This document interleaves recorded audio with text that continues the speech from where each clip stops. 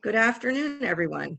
My name is Susan Gladstone, and I am the Executive Director of the Jewish Museum of Florida-FIU, located on South Miami Beach. And I am very proud to be the host of the Miami Jewish Film Festival's inaugural virtual speakers series event. And thrilled to have with me as my guest, director Barbara Rosenthal, who is here to discuss her very poignant film about the city of Tampa, Seders and Cigars. Welcome, Barbara. Thank you so much, Susan, and thank you to the Miami Jewish Film Festival. So before we get started, I just want to tell everyone in the audience that we will have time after our discussion for you to ask questions. And the way we're going to do this is that there is a button at the bottom of your Zoom screen that says raise your hand. So whenever you have a question, please go there, push the button, and then at the end of the discussion, we'll be calling upon you in the order in which you pushed the ask a question button. So now let's get started. So Barbara, my first question to you is, what is the origin of this project? How did it come to be, and why did you want to do it? Okay, thank you for that question. I've been working in the film and video industry since after I graduated college in 1988. And I started in the role of as a composer of scoring various productions. And then I learned to edit, and then I learned to produce. And during my career, I've always tried to pick a project to do, not necessarily for the money, but it's something that interests me. It's something I love. I think it's a story that needs to be told. So I've done 3 other documentaries. This one, where it started, it really came to its full light in 2015 when I started working on it. But I'm a Jewish kid from Miami. I was born in 65. I lived in Miami until I graduated in 83, and then I ran away as fast as possible to get to college. Miami in the 80s was, early 80s was a little crazy. But went up to North Carolina, spent 8 years up there, and then I came back to the state because of the death of my family, and I wanted to be closer to my family, but I did not want to be in South Florida. I mean, it's a lovely place, but I didn't want to live there. But I discovered Tampa, and I had a brother-in-law here, and my original office was in Ybor City on 7th Avenue, and I was noticing on 7th Avenue, you have all these buildings with names on them. You have the Synagogues building. You have the Buckman building. You have the Steinberg building. You have the Argentar building. And I was like, this is interesting, but I kind of put it in the back of my mind. And then in 2010, I did a lot of work with Big Brothers Big Sisters, and I started interviewing Eric Newman from C.J. Newman Cigars, because he was originally on the board of Big Brothers Big Sisters. There was a prominent attorney in Tampa, Barry Cohen. I interviewed him, and I heard a story about how they were friends with George Edgecombe, who was one of the first African-American judges appointed in the state of Florida. And he contracted leukemia at a very young age. And between Barry Cohen, Eric Newman, and a gentleman named Lee Moffitt, they pooled their resources and energies together to build a cancer center, which became the Moffitt Cancer Center. And I was just very curious about how, the connection between these intermingling communities, and I thought that was an interesting story.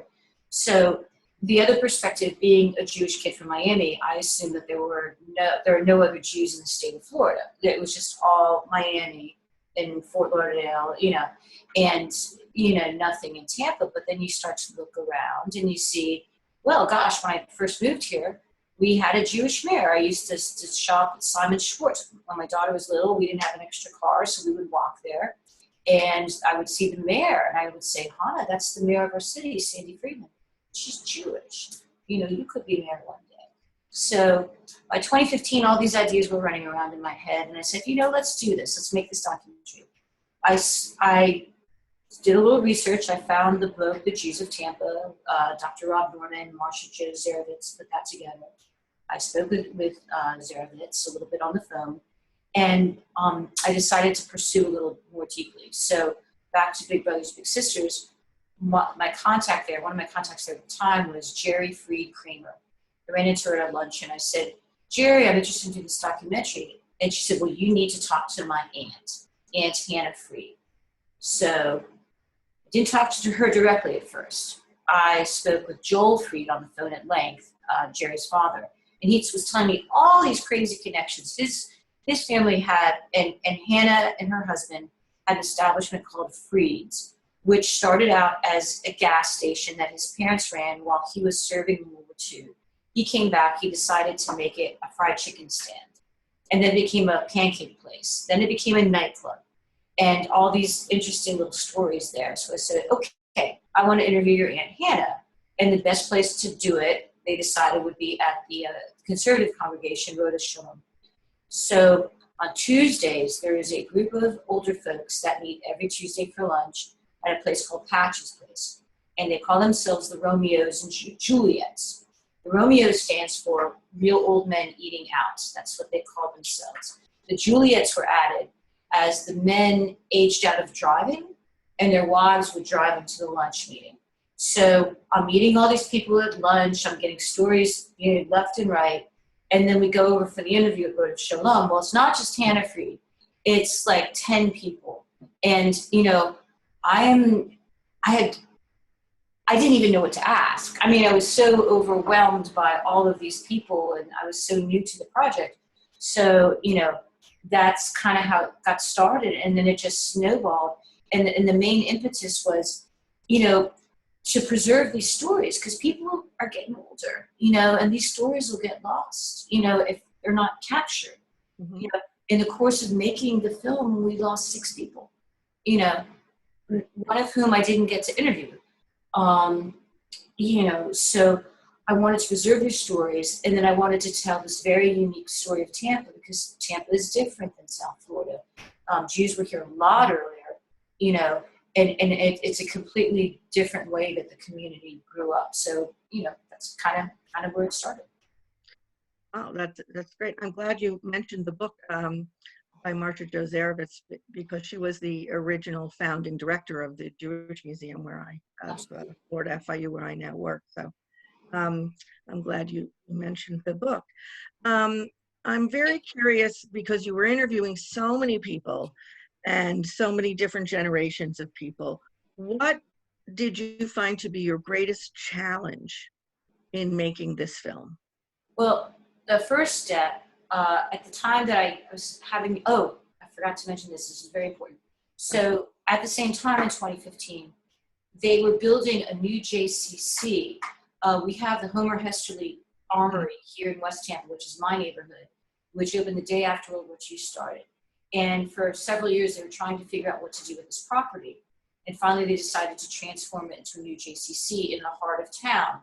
Because in the 80s, the JCC used to be in the heart of town, but then it moved up north because the suburbs, everyone's moving to the suburbs. People started moving back into the city. So I was very inspired by the JCC. So I thought, I was working with someone on a federation project for a county across the bay, and she said, oh yeah, if you want to do a project like that, we can get you money. So I thought, hey, I'm set. I can get funding for the documentary. Well, no, it was not. So seriously, the first challenge was getting funding for the project. And, there were no organizations that funded me. This was all individual folks stepping up.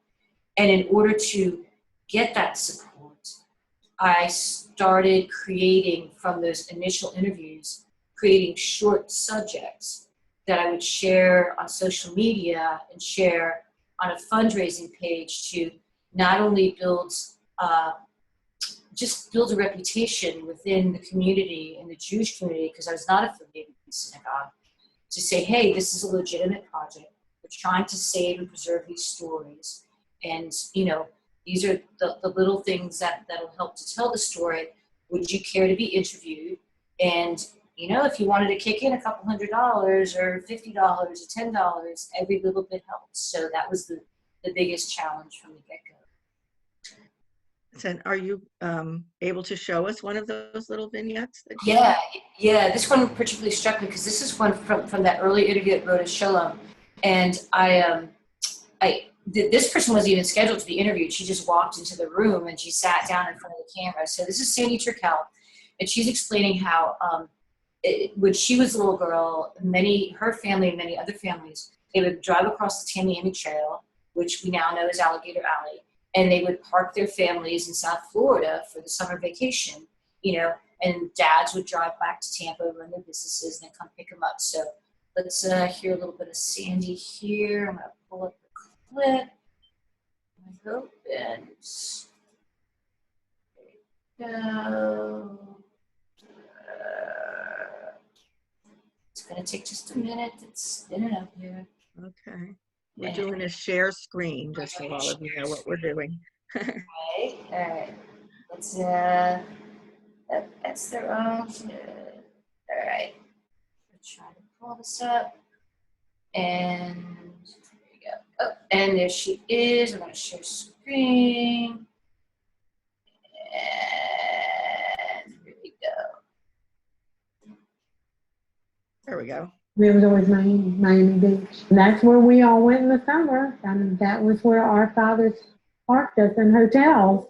And we stayed on Miami Beach for a month. And they would commute back and forth on the Tamiami Trail on the weekends to see us. We knew Lincoln Road, Collins Avenue, and Upper Collins Avenue, which was really anti-Semitic. Arthur Godfrey had the Kenilworth Hotel. It was anti-Semitic. We knew you didn't go past Surfside, wherever, because that's where you weren't wanted. Surfside 6, Surfside 6, Surfside 6, in Miami Beach. And my husband would tell you stories about Surfside 6. Because, with a pack of bachelors that used to go down and they would park right by Surfside 6 and they'd party on Surfside 6. So, yeah. Well, as a Miamian, I know we're talking about Tampa, but it was great to see those old images of Miami Beach. That was terrific. So primarily financing was your biggest challenge. Was there any challenge in getting people to agree to be interviewed? Or was everybody very enthusiastic? Like 99% of people were. There was one person that I really wanted to interview, and her name is Audrey Moss Shine. And I don't know if you're familiar with Moss Brothers, but Moss Brothers was a big Florida-based department store chain that started here. The Moss family came from Germany to Georgia, then they filtered down to Tampa in the early 1880s. So Audrey Moss Shine was born, I believe, 1915. No, more like 1920. But anyway, I called her. Sandy Friedman, the former mayor, gave me her phone number, her home phone number, and I called her, and she was kind enough to call me back. I was so excited, and she said she wouldn't agree to interview. She agreed to lunch, and at lunch, I started asking her all these questions, and she's like, "Barbara," in her very southern Tampa accent, "Barbara, is this an interview?" And I'm like, "Well, I have so many questions for you," but she would not do the interview. Thank God her son did, and provide me with all her photo albums, and her daughters provide me with more photos, and thank God she's still with us, but no interview. But otherwise, everyone's been pretty cool. So I noticed from watching the film that so many of the people that you interviewed were from Romania, where I have family from there as well who went to Key West. So I find it particularly interesting that there's such a large Romanian population in Tampa. Can you speak to that a little bit? Yeah, there is, and the film is sort of Romanian centric in a way, but there were Jews from other places here too. But yeah, there's a lot of it started with a couple folks. If you've watched the film, I'm sure people involved in this have watched the film. So you had this gentleman, Izur Kanitz, who came from Romania, and then he offered employment to a lot of young Romanians who came here. So one of the first people to come from, you said your grandfather came from between Iași and Huș, right? Right. So Max Argentar, this young man who's 18 years old, he came from Huș, Romania, And then he had an uncle here, Silverman. Argentar is the Romanian version of Silverman. Silverman is the anglicized version of Argentar. And in fact, in one of the first letters he wrote back to his father, he signed it Silverman, Max Silverman, and his father was appalled. He said, but Dad, you told me I should be an American, so I want to sound like an American. He says, no, your last name is Argentar. Argentar's your name. So Max was able to bring over his father and his brothers, his sisters, everyone except his mother. And his mother got left behind in Romania. She bought a ticket, but then it turned out to be a fraudulent ticket. And by the time they got the money together, and I was just thinking about that on a walk this morning. I was thinking about how much my child and my grandchild are in Austin, Texas, which is not an ocean away, but it's a half a continent away. And I just can't imagine, the families being, so far apart and separated from one another. But anyway, it was chain migration. People would come and they would bring others. And then there was the Markowitz family. They came, and a lot of folks, as in your family, they would go to Key West first, and then they would filter up. And there are a whole lot of Jews settled in Key West right before the turn of the century. Mm-hmm. And then when the railroad came to Tampa in 1884, then the cigar industry started moving to Tampa because we had a better connection to New York than Key West did. So, plus there was a tax placed on peddlers in Key West, $1,000 tax. Mm-hmm. And there's labor unrest in Key West in regard to the cigar industry. So all those folks came up to Tampa, and the Romanians kind of settled in this area. The Romanians were basically located in Ybor City in West Tampa, whereas the German and Prussian Jews, they established their businesses more in downtown Tampa. And were only the Romanians, or were all of the Jews in Tampa involved in the cigar industry? Well, not necessarily involved in the cigar industry. As a matter of fact, there was only one at the time. The Ellinger factory was the only one that was run by a Jewish family at this early stage of the game. The Jewish folks were there mostly as merchants, as retailers, to support the needs of the cigar industry.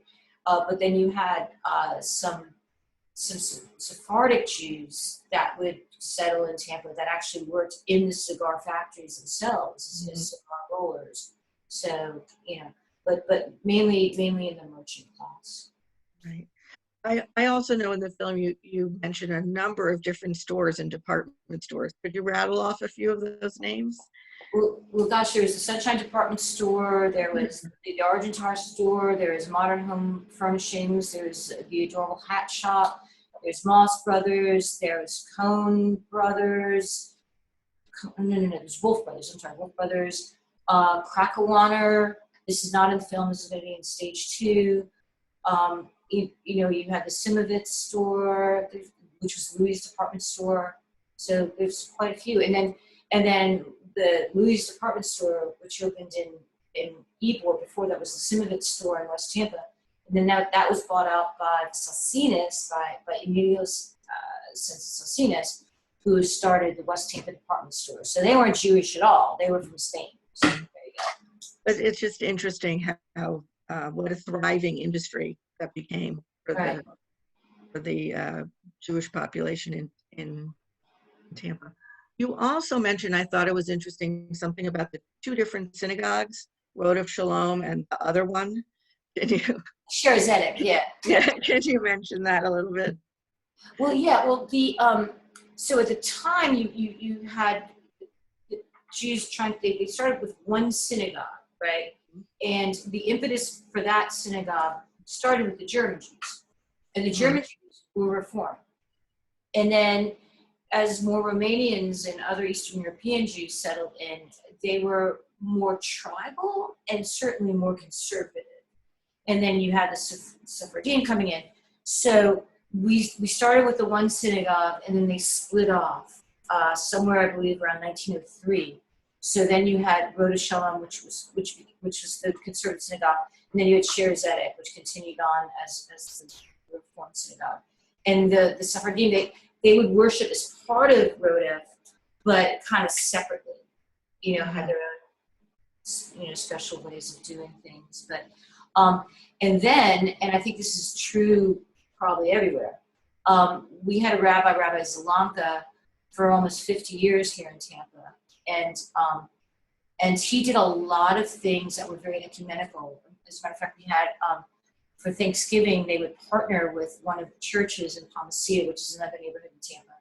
And they would switch off having services for Thanksgiving. 1 year at the church and 1 year at the synagogue. And it would go, as the Shirazadic was always referred to as the temple, and the way that the temple in Atlanta is referred to as the temple. But as time wore on, after Zelanka left, Shirazadic had been resistant to bar mitzvah. I mean, and those things were in English. But as in the late 70s, the 80s, there was more of an emphasis on more traditional Judaism, you know, and less of this ecumenical. So good thing, bad thing. I don't know. There are different schools of thought on that. As anything, there's a million schools of thought about that. So. But I thought that was interesting. So one of the highlights for me of the film was your description of the local sportscaster. Salty Sal. Yeah, Salty Sal Fleischman.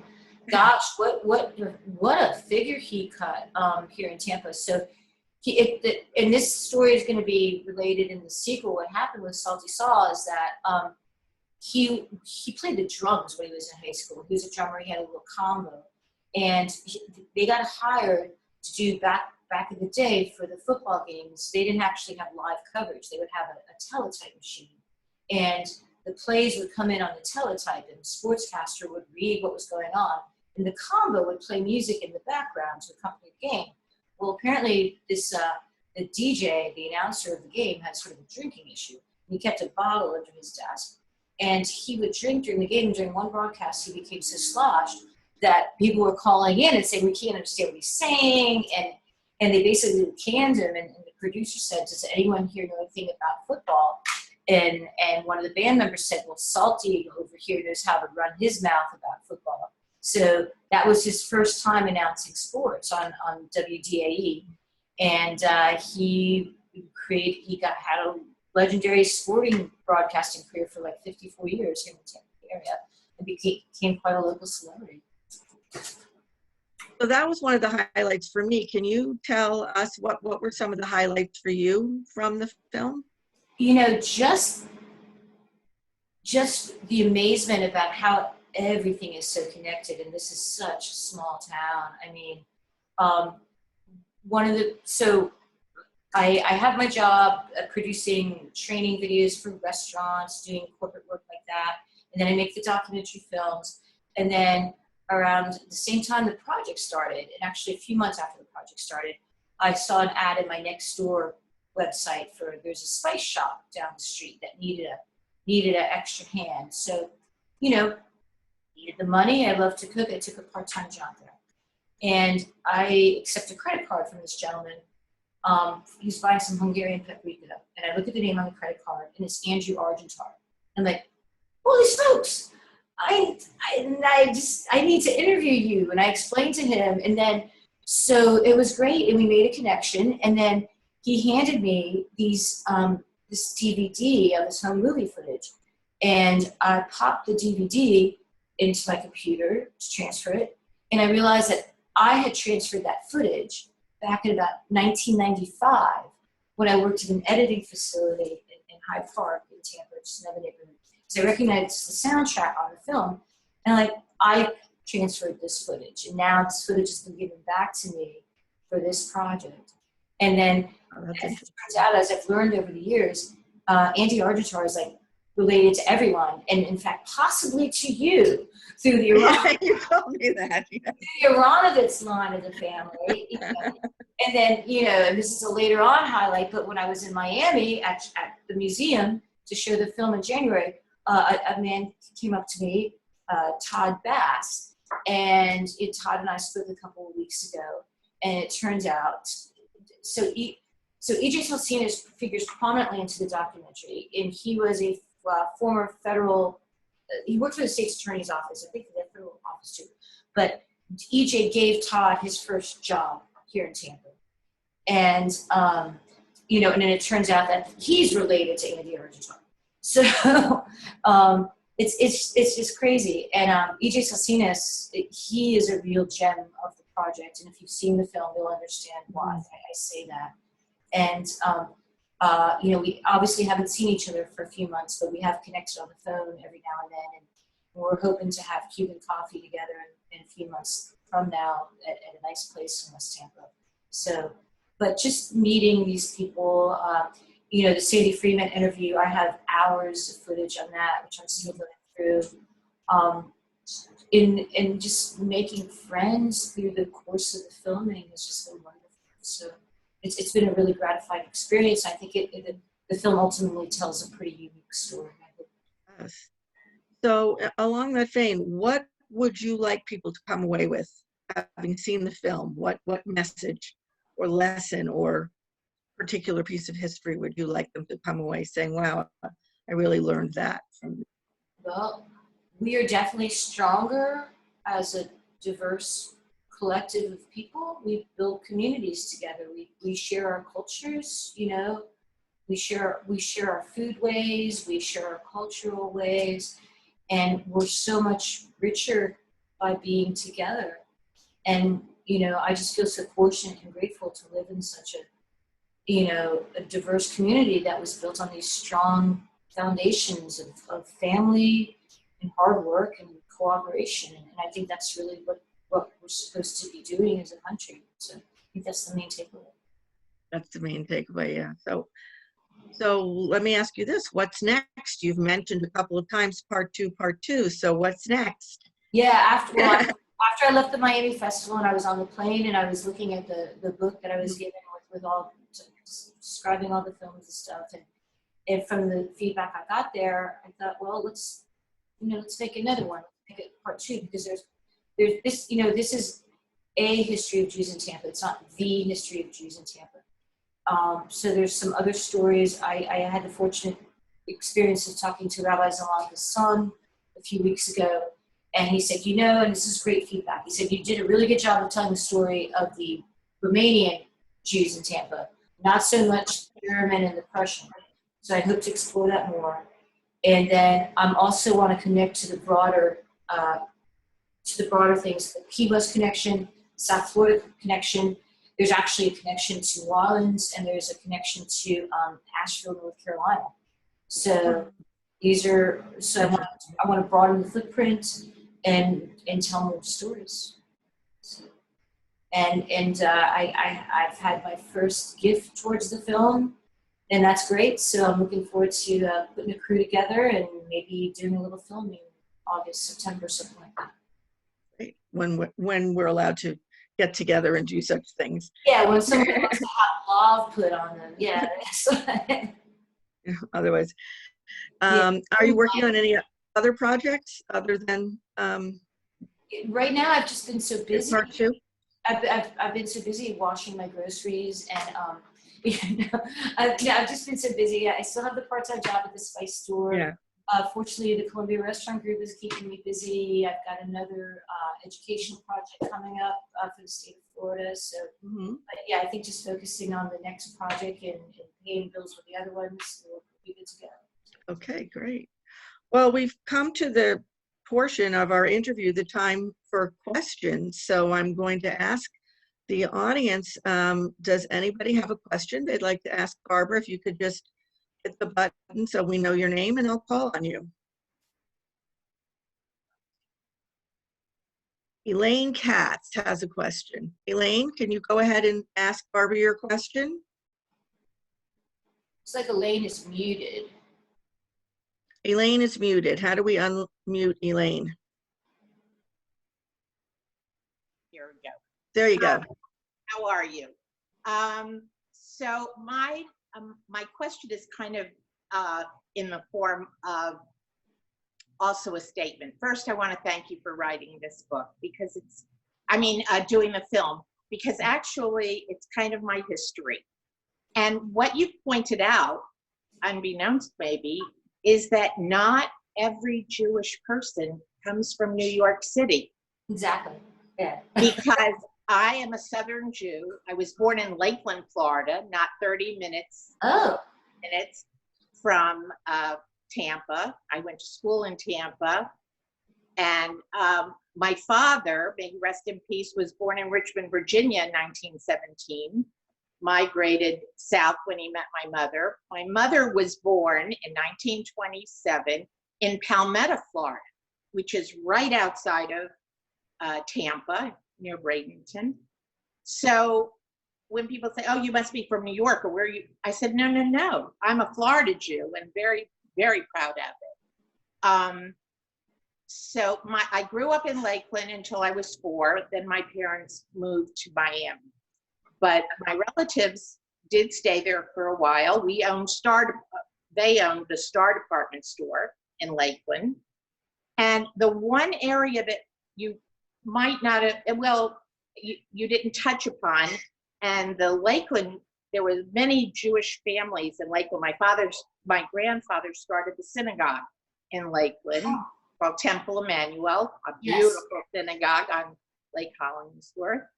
And so I had wonderful memories of that and going back to Lakeland many times during the year to visit my relatives.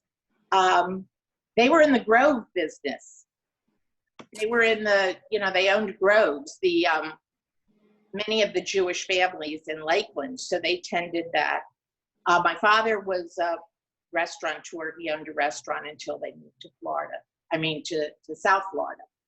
But I just think there's so much rich history. Actually, my brother-in-law, may he rest in peace, was from Tampa, lived in Tampa. And when the Jewish Museum was first founded, it was called Mosaic, if I'm not mistaken. Correct. And it's a compilation of all the Jewish history within the state of Florida. Exactly.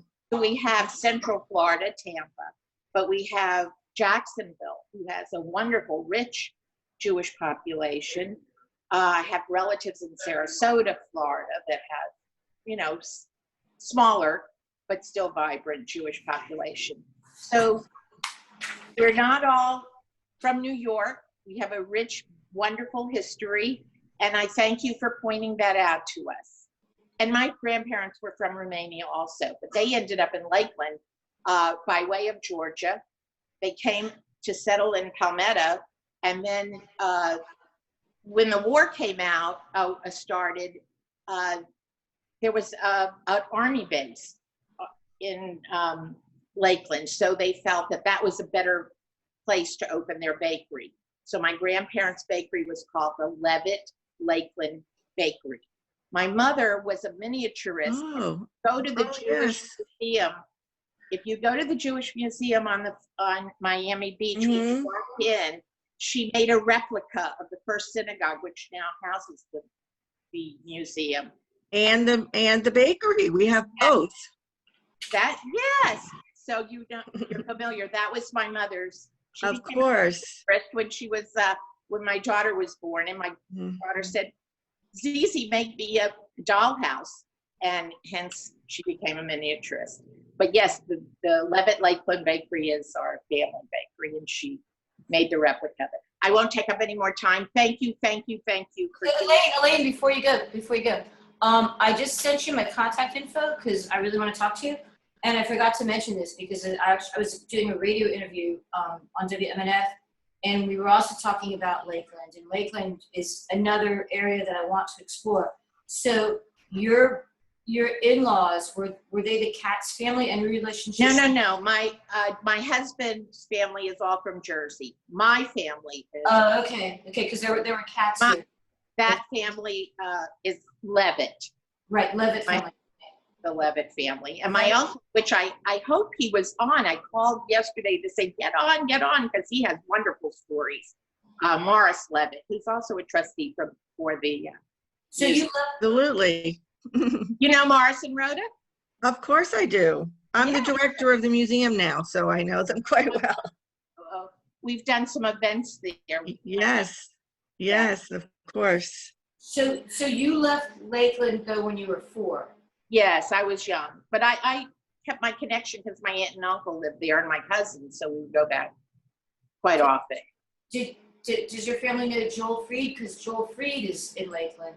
He's been there for years. I'd have to ask my uncle. I don't know if it's a family from the 30s and 40s.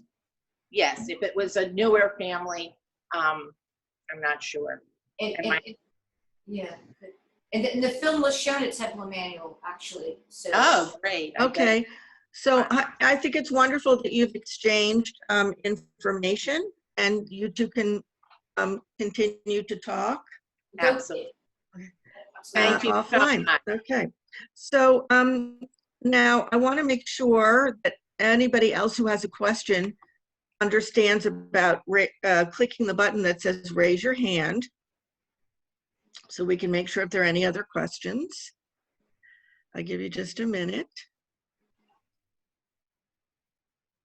Well, I am going to say thank you so much, Barbara, for joining us today for this inaugural interview. And I would like you to take these last few minutes to explain to people where can they see the film and how can they reach you should anyone else have a question. Well, I believe the film's going to be available for the next couple months on the Miami Jewish Film Festival YouTube page. If anyone has any questions or you want to, like Elaine, if you have any stories to share, I welcome your stories. Because I'm trying to get as much together as I can in pre-production for the sequel. Just go to sedersandcigars.com and there's a contact button on there, and just hit that and I'll get your information. And we'll go from there. Also, my business is Buzz Media Incorporated, and I could be reached there at 813-870-2171. And it's Buzz Media Incorporated, 813-870-2171. You can also go to that website and do a contact as well. But I would just like to thank you, Susan, and I look forward. Oh, yes. Wait, I'm going to tell you something before you thank me. We have one more question. Okay. This will be our last question, and then we'll wrap up. From David Lavin. Can you go ahead and ask your question, David? Yes.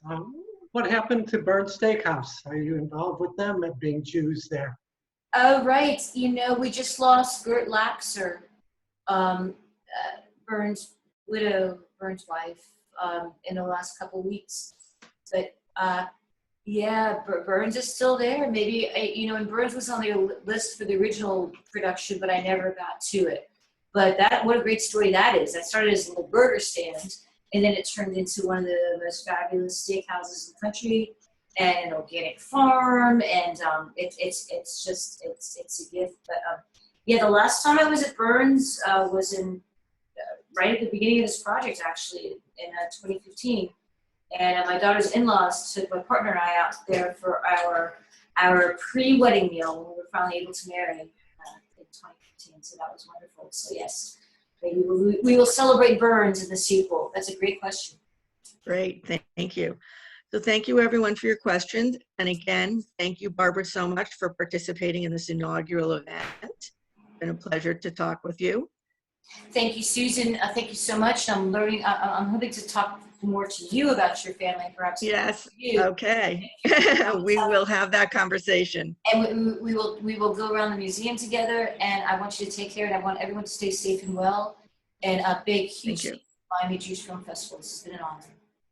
Thank you so much. So let's say goodbye to everyone, and thank you so much for joining us. Have a good afternoon. Bye. Bye. Bye-bye.